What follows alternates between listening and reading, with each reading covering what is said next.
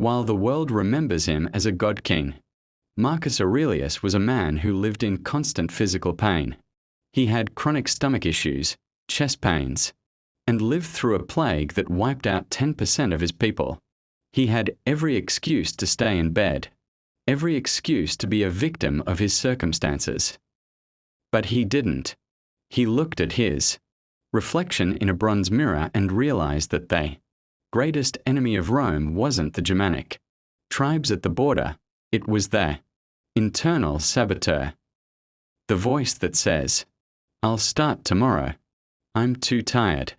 Just 5 more minutes." In this video, we aren't just looking at quotes. We are dissecting the 7 brutal laws of Stoic discipline. These are the mental frameworks that turned a dying man into the most powerful philosopher in history. If you've been drifting through life, waiting for a spark, prepare to be set on fire. Truth 1. The deathbed perspective, memento mori. Most of us live as if we've been guaranteed an 80-year lifespan. We treat time like it's a renewable resource. It's not. Marcus wrote, "You are a little soul carrying around a corpse." The brutal realization, in the West, we've sanitized death. We hide it in hospitals. The Stoics kept it in their pocket. Actionable step, every morning. Look at yourself in the mirror and say, "I might not make it to sunset." It sounds morbid, but watch how fast you stop caring about a rude comment on Instagram or a minor inconvenience at work. Suddenly, your big problems shrink and your big goals become urgent. Truth 2. The dichotomy of control, the anxiety killer. We waste 80% of our mental energy on things we have zero influence over. The economy, the weather, the traffic, and especially other people's opinions.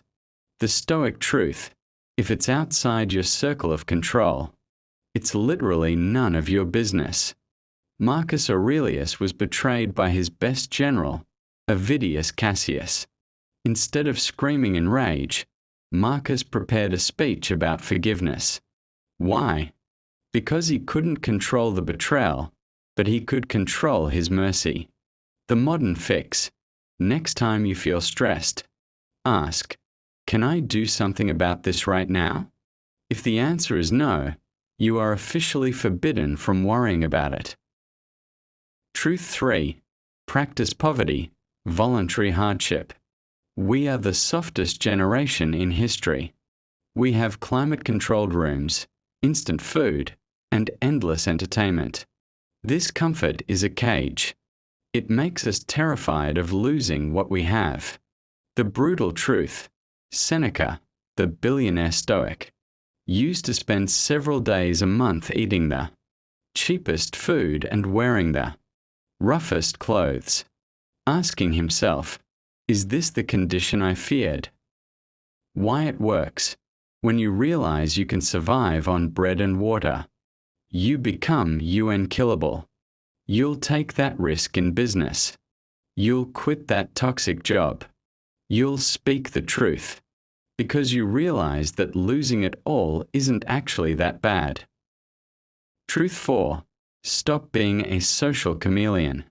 Marcus Aurelius wrote, "I have often wondered how it is that every man loves himself more than all the rest of men, but yet sets less value on his own opinion of himself than on the opinion of others." The brutal truth.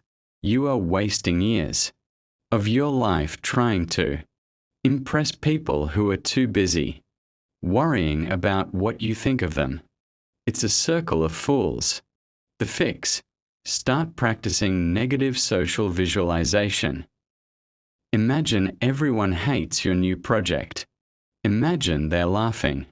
Now, ask yourself, is the work still worth doing? If yes, do it. If no, you never wanted it for the right reasons anyway.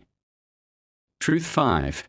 Self-discipline is the highest form of self-love.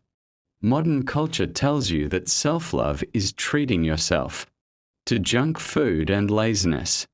The Stoics knew better. They knew that treating yourself usually leads to regret, obesity, and brain fog. The brutal truth: discipline isn't a punishment. It's freedom. When you control your impulses, you are no longer a slave to your dopamine.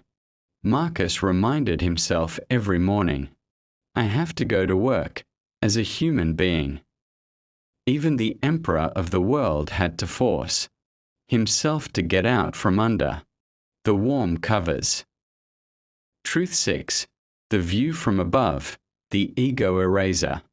Marcus used a mental exercise called the view from above. He would visualize himself from the clouds. He saw armies as ants, wealth as dust, and his own life as a blink of an eye. The brutal truth: your ego makes you think your heartbreak or your failure is a cosmic event.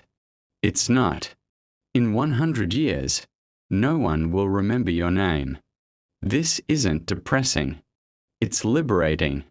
If nothing matters in the grand scale of time, then the fear of failure is an illusion. You are free to try, free to fail, and free to live. Truth 7. Build your inner citadel. The final and most brutal truth: the world will never be perfect. There will always be wars, pandemics, and idiots. If you wait for the world to be quiet before you find peace, you will die waiting. The Stoic truth: peace is an inside job. Marcus called this the inner citadel. It is a place in your mind where no insult can reach and no tragedy can break. You build it through the truths we discussed today. Closing message: don't go looking for a Stoic retreat or a mountaintop.